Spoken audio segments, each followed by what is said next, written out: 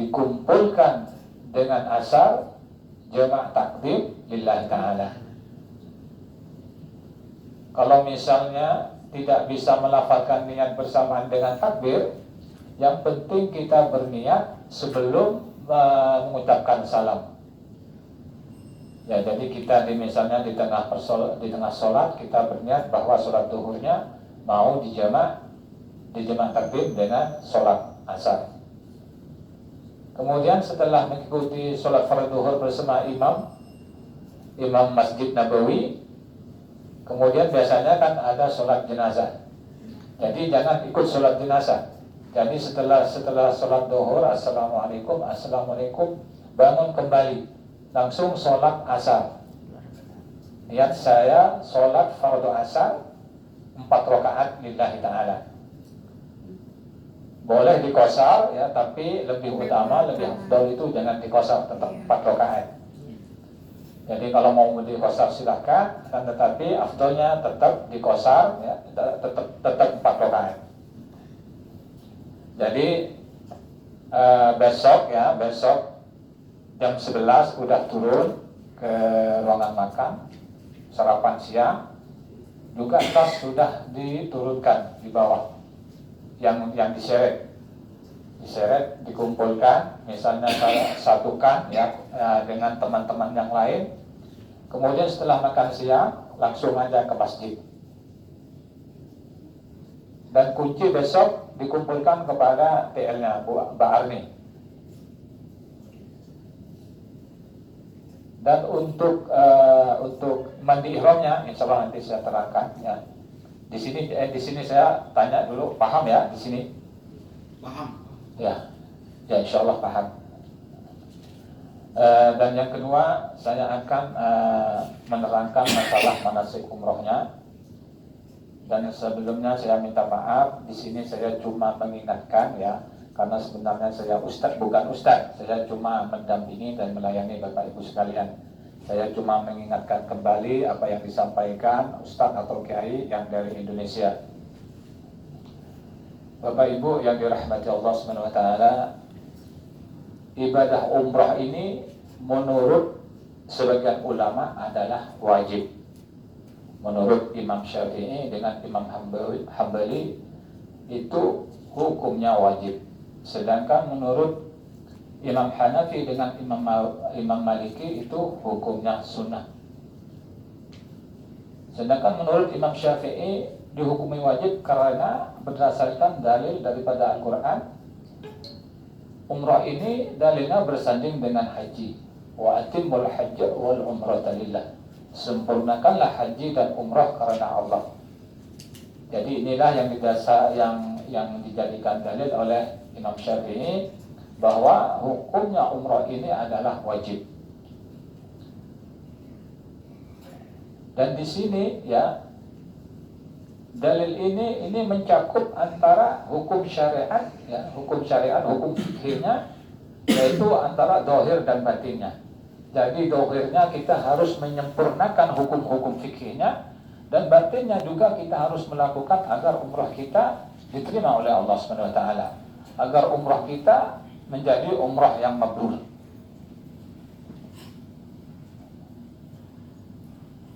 Di mana ulama berkata ya, Fadil bin Iyad berkata bahwasanya amal ibadah dikerjakan sesuai dengan hukum fikihnya, sesuai dengan syariat, akan tetapi tidak ikhlas, maka tidak diterima oleh Allah Subhanahu wa taala.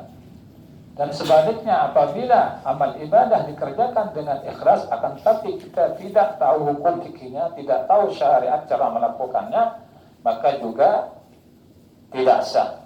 Jadi hukumnya wajib bagi seseorang muslimin dan muslimat belajar hukum fikihnya ya apabila melakukan ibadah, apalagi ini ibadah umrah. Jadi apabila kita melakukan ibadah ya, misalnya sholat ya, kita tidak tahu cara melakukannya, cuma mengikuti aja, maka dihukumi oleh ulama itu tidak sah. Jadi setiap kaum muslimin dan muslimat itu wajib hukumnya mencari ilmu ya, agar tahu bagaimana cara melakukan ibadah.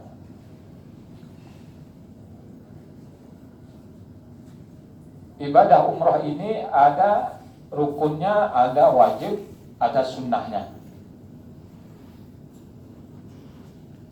Rukun yang dinamakan rukun ini suatu amalan ibadah di dalam ibadah umroh, dan amalan tersebut tidak boleh diwakilkan, harus dilakukan sendiri. Dan apabila tidak dikerjakan, maka umrohnya tidak sah. Sedangkan wajib amalan ibadah di dalam umroh, apabila kita tidak mengerjakannya, kita boleh, akan tetapi ditambal dengan menyembelih kambing. Kalau yang tadi rukun itu tidak boleh walaupun ditambal dengan seekor kambing. Kalau rukun ya kita tidak boleh diwakilkan, harus mengerjakan sendiri, dan juga tidak bisa ditambal dengan seekor kambing. Beda halnya dengan wajib. Jadi kalau kita tidak melakukannya, kita bisa menambalnya dengan seekor kambing atau seekor unta. Di sana nanti ada pilihan, ada puasa, ya juga ada nanti. Dan sunnah ini hukumnya tidak ada hubungannya dengan sah tidaknya ibadah umrah kita. Akan tetapi sunnah ini dapat menyempurnakan ibadah umrah kita.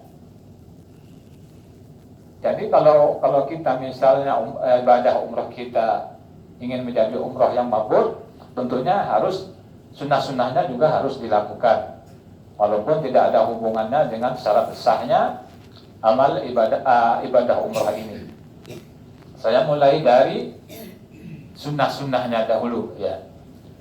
Yang pertama sunnah-sunnah, ya, sunnah-sunnah umrah, yaitu, dan ini berkaitan dengan rukun umrahnya juga. Yang pertama niat nanti. Jadi sunnah-sunnah yang pertama kita memotong kuku. Kukunya kalau masih panjang dipotong. Cara memotongnya seperti sunnah Rasul, ya, dari telunjuk kanan.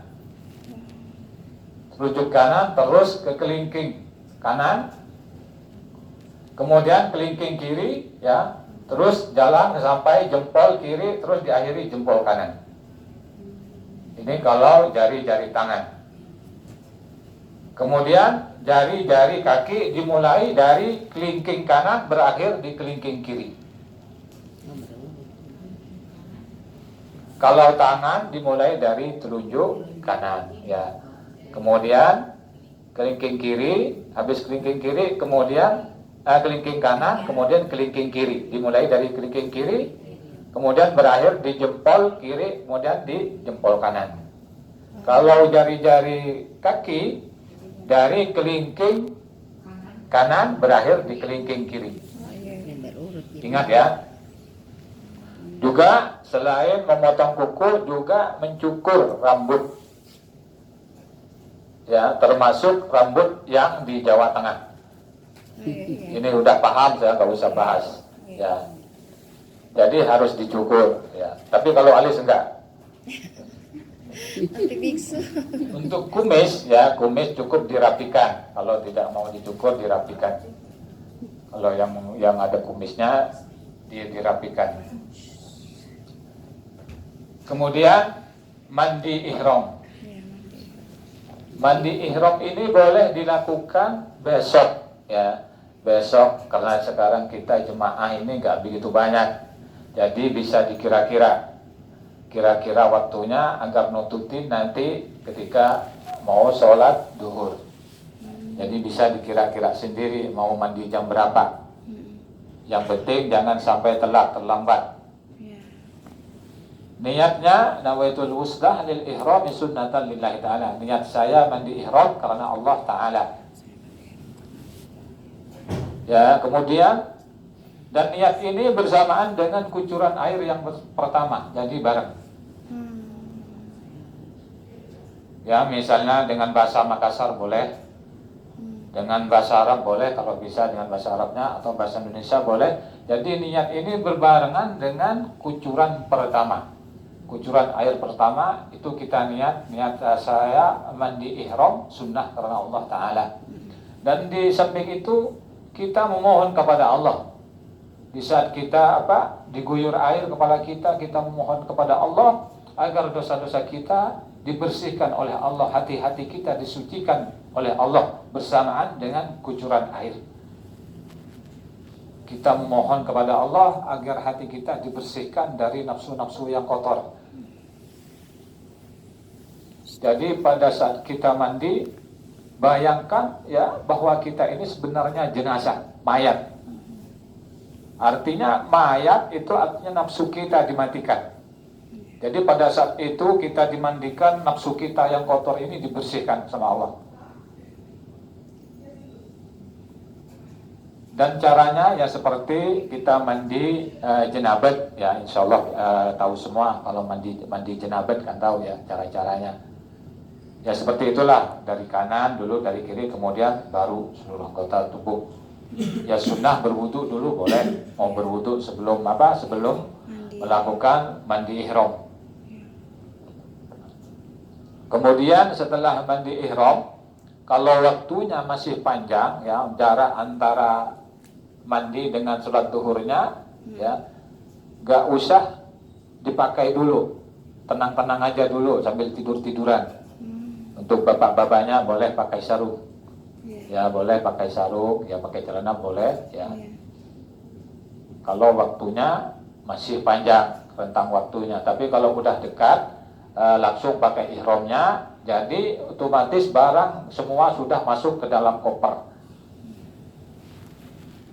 Dan koper tas besarnya itu dikeluarinnya habis sarapan pagi, dan nanti insya Allah diturunkan mungkin jam-jam 8, jam 9. Jadi koper dikeluarkan sehabis sarapan pagi. Iya, ada yang ambil untuk koper besar dengan tas tambahan. Tapi yang diseret ya dibawa sendiri. Dan nanti di dalam bus ya, yang di sini dibawa ke atas, takut kecampur yang di bintang 4. Seperti halnya kemarin ya, yang dari bandara dibawa aja ke atas bus, biar tidak kecampur dengan yang di bintang 4.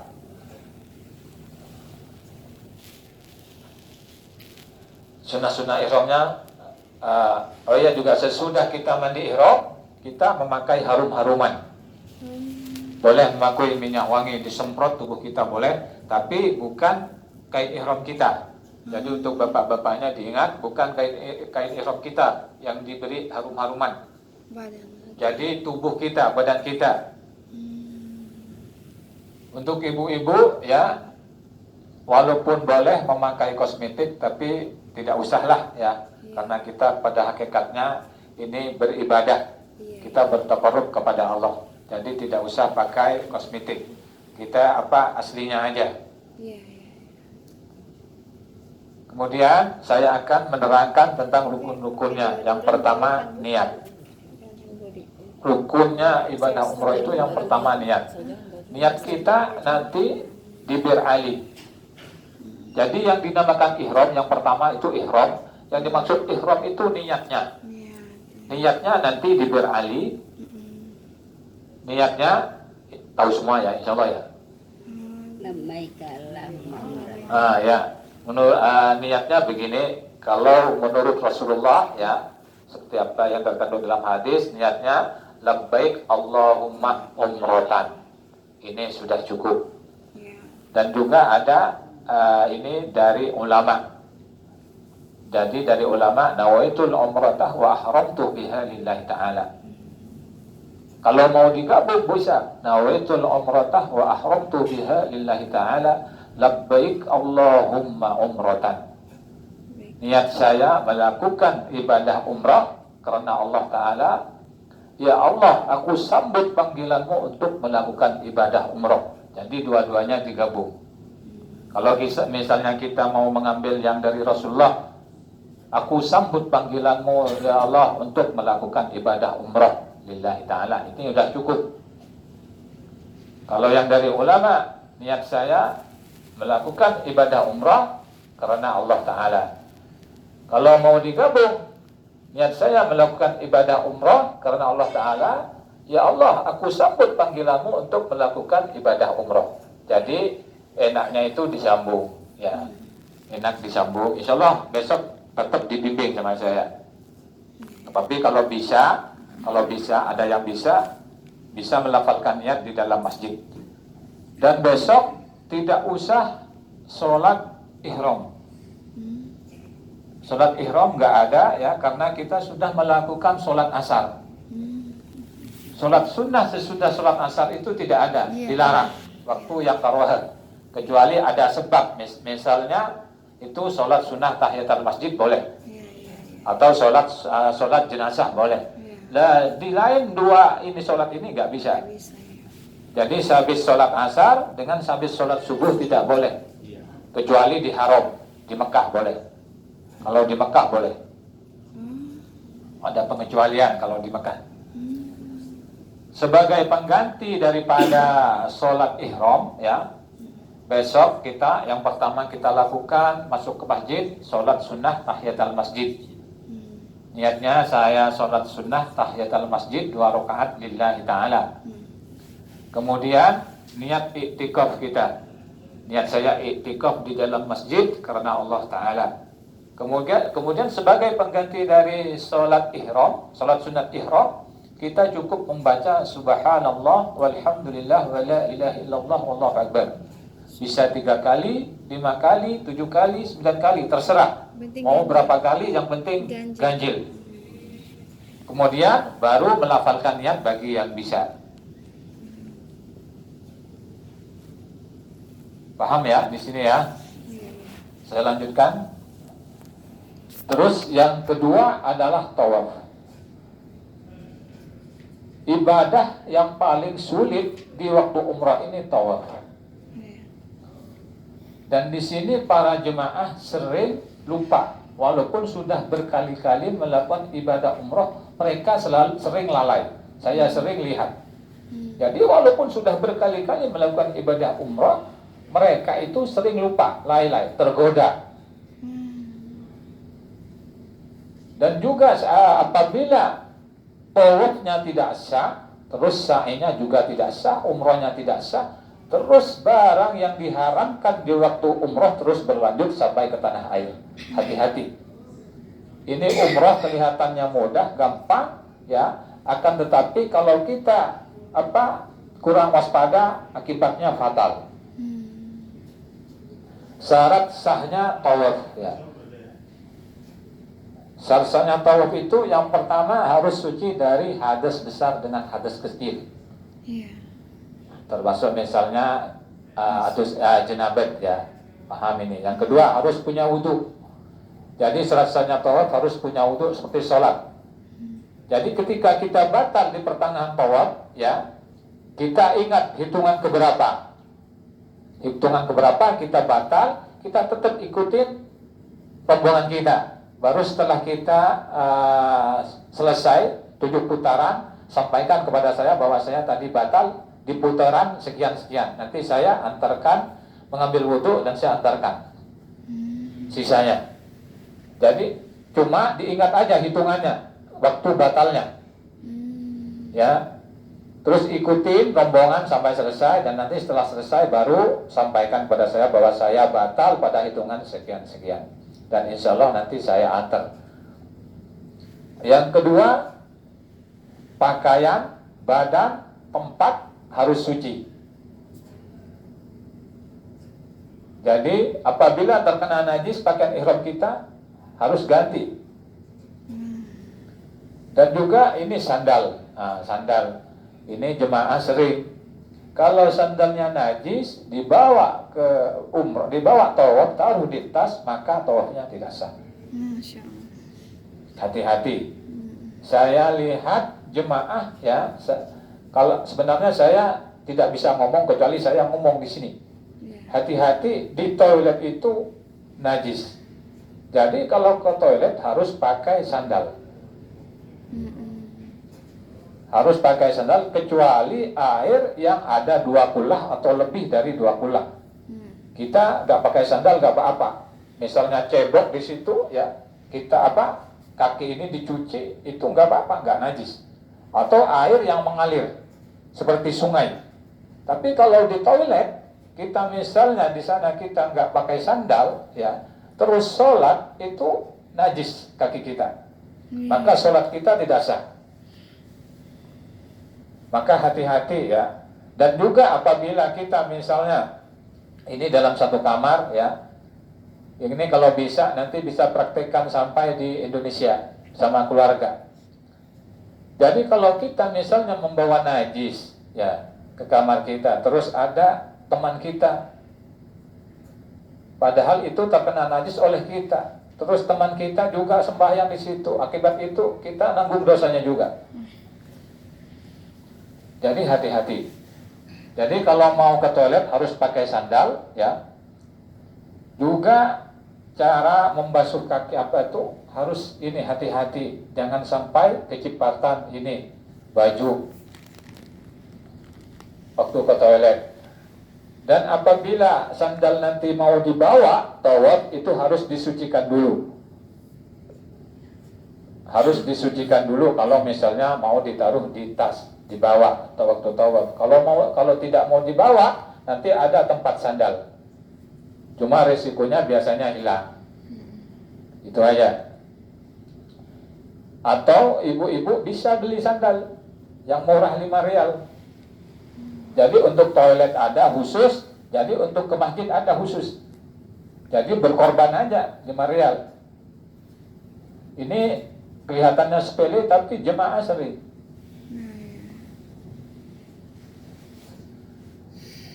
Jadi yang kedua adalah suci pakaian, badan, dan tempat tawaf. Ketiga, harus yakin dalam putaran. Putaran itu harus yakin 7 putaran. Kalau misalnya kita ragu, misalnya terpisah dengan rombongan, kita ragu bahwa hitungan kita apa selesai, apa kurang. Kalau misalnya kita ragu setelah putaran, kita niatkan yakin bahwa sudah cukup 7. Apabila ragu di dalam waktu tawaf belum selesai, ambil yang terkecil. Ambil yang terkecil, kemudian sisanya disempurnakan. Kemudian, nah ini jemaah yang sering juga ya, bahu kanan selalu menghadap ke Baitullah. Melenceng sedikit, maka putarannya batal. Hati-hati di putaran ini, di putaran ya, bahu melenceng sedikit aja, ya, maka putarannya batal. Makanya kita sekarang kadang banyak tergoda. Ketika kita ada makom Ibrahim, ya, kita melihat ke sini, maka otomatis ininya udah bergeser. Dan juga apabila kita di depan kita ada halangan, ya, itu cara menghindarnya ada caranya juga.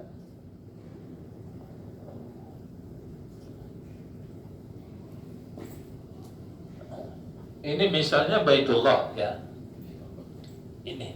Terus di sana itu biasanya ada cleaning service itu yang membersihkan itu. Kadang kita serabutan kalau udah melihat itu. Jadi ketika kita mau menghindari itu, kita tetap posisi kita. Jadi posisi kita ini tetap, kita jalan gini tetap, atau gini, misalnya ke kanan. Jadi kita nggak boleh otomatis gini. Kalau udah gini, ini udah melenceng.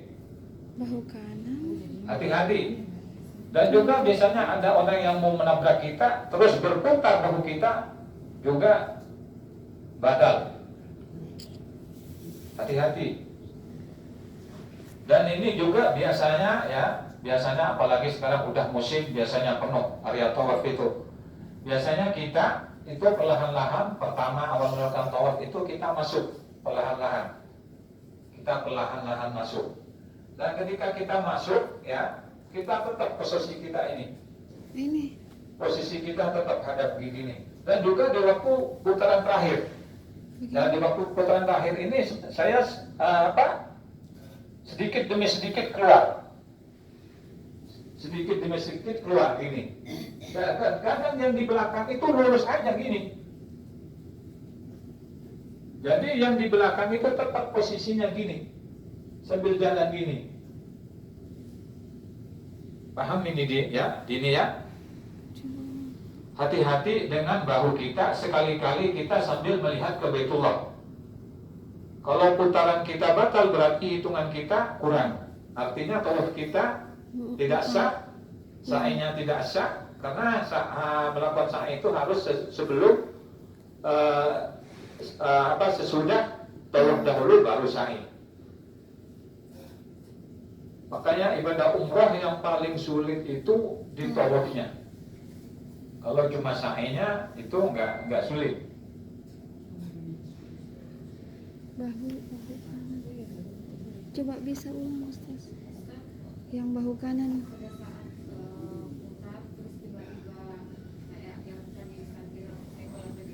Ya. Kalau misalnya kita kebentur, ya, bentur langsung mundur, kemudian yang tadi kita langsung dilewati, artinya nyambung putaran kita. Tapi kan biasanya tidak memungkinkan untuk mundur, Ustaz. Banyak orang yang di belakang. Enggak, misalnya apa ya, yang mundurlah satu langkah sedikit lah. Langkah mundur, ulang lagi. Ya kalau misalnya ragu, ya kita nggak bisa hitungannya berapa, ingat-ingat aja, putar aja. Tapi hitungan itu nggak dihitung. Hitungan itu nggak dihitung. Jadi kayak kita aja yang Iya. aja bilang. Dan juga niat harus dimulai di Hajar Aswad, diakhiri di Hajar Aswad putaran. Jadi kalau kita misalnya niat memulainya udah melewati batas, di sana nanti ada di kanan sebelah kanan ada lampu hijau, di sebelah kiri ada pojokannya Hajar Aswad. Jadi kalau kita niatnya memulainya melewati batas tersebut, maka tidak sah putarannya. Jadi niat itu sebelum melewati batas tersebut. Dan juga ketika putaran terakhir, ini sering terjadi putaran terakhir, putaran yang ketujuh, itu yang di depan udah selesai, yang di belakang belum. Ya. Jadi jangan, ini tetap aja biarin dulu, jangan berputar. Oh, Ya. harus begini. Lihat dulu di kanan, ya baru lihat ke kiri. Lihat posisi lampu hijau dengan Hajar Aswad, baru ketika kita sudah yakin, baru kita boleh berputar. Yang di belakang. Bahunya gimana Ustaz? Gimana? Itu tadi diperjelas bahu yang harus menghadap kiblat itu. Iya, bahu ini selalu bahu harus ini. menghadap Baitullah. Ini seperti gini. Bahu kiri ya, Kiri kan tadi kanan di kiri ya? Kiri. Kan itu Oh. itu Pak. Iya. Sama itu harus Kita kan harus diri gini. kita Jadi sebentar-bentar kita kita melihat gini. jalan. Jadi jangan jalan gini. Udah ini melenceng.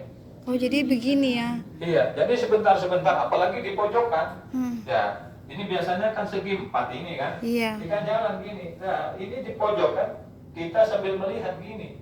Oh, Kalau langsung. kita misalnya lurus gini, udah kebablasan. Jadi serong gitu Iya, ya. harus Nyerong. sebentar-bentar melihat. Begitu dapat Lihat peluang gini nyerong. sebentar. Ini. Hmm. Ini banyak yang walaupun sudah berkali-kali umroh Iya, itu. di ini. Betul. Jadi saya kayak Ya, serong makanya begitu. kadang orang melakukan ibadah umroh pulang ke tanah air tambah runyam pelabuhannya. Masya Allah. Makanya hati-hati. Ya Allah.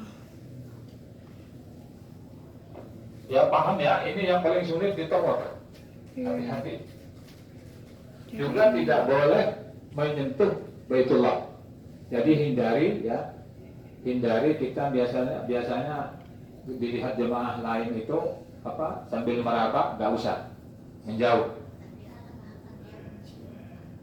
Nggak boleh mencium. bahkan Pokoknya ya ikutin saya, insya Allah selamat. Amin. Jangan mendahului saya. Iya. Kadang ini sering terjadi juga jemaah karena dia pernah ke sini, kadang mendahului rombongan. Dan di situ tergodanya, ya maka ketika ada jemaah lain, maka dia tolak-toleh. Kalau dalam misalnya tetap dalam rombongan, insya Allah selamat. Makanya jangan mendahului rombongan, ya, dan juga jangan sampai terlambat. Hati-hati. Allahu Akbar.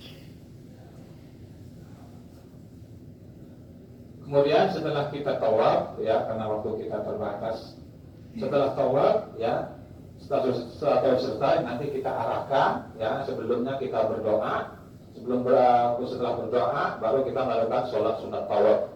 Keutamaan kita melakukan tawaf dan kemudian sholat sunat tawaf, maka pahalanya seperti pahala orang yang memerdekakan budak sahaya. Di mana di zamannya Rasulullah memberikan budak sahaya itu sangat besar, kecuali orang kaya yang bisa. Dan juga setiap langkah kita, ya, akan ditulis satu kebaikan dan dihapus satu kesalahan. Inilah keutamaan kita melakukan tawaf. Kemudian setelah kita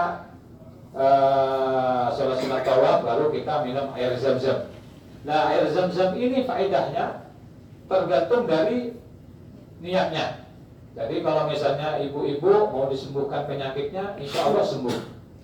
Misalnya apa, anaknya biar jadi anak soleh, insya Allah jadi anak soleh. Jadi tergantung dari niatnya. Kan tetapi jangan minta dunia. Misalnya saya mau minta mau beli rumah, itu jangan. Ini masalah akhirat, tujuannya ke sana. Kemudian kita baru ke sa'i, ya, kita melakukan sa'i. Sa'i ini saya cepat aja ya. Sa'i ini 7 putaran. Hitungan ganjil ada di Safa, hitungan genap ada di Marwah. Dan nanti diakhiri di Marwah. Dan disunnahkan kita mempunyai wudhu. Kalau misalnya wudhu kita batal, tetap sah, lanjutkan aja walaupun wudhu kita batal. Jadi dari Safa ke Marwah dihitung 1, dari Marwah ke Safa dihitung 2. Jadi bukan dari Safa ke Marwah, Marwah ke Safa dihitung 1, bukan. Dari Safa ke Marwah 1, dari Marwah ke Safa 2, dan nanti berakhir di Marwah.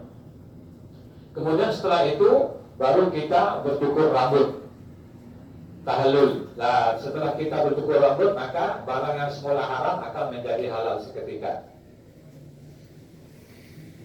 Ada pertanyaan? Ya, biar cepat, sebentar lagi ada. Kalau pakai ihramnya itu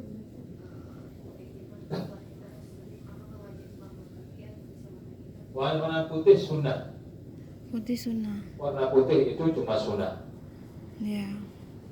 Jadi kalau misalnya nggak punya yang warna putih nggak apa-apa, atau yang hitam nggak apa-apa. Kalau misalnya kayak tadi posisinya anggap aja motor misalnya dalam ininya, Iya.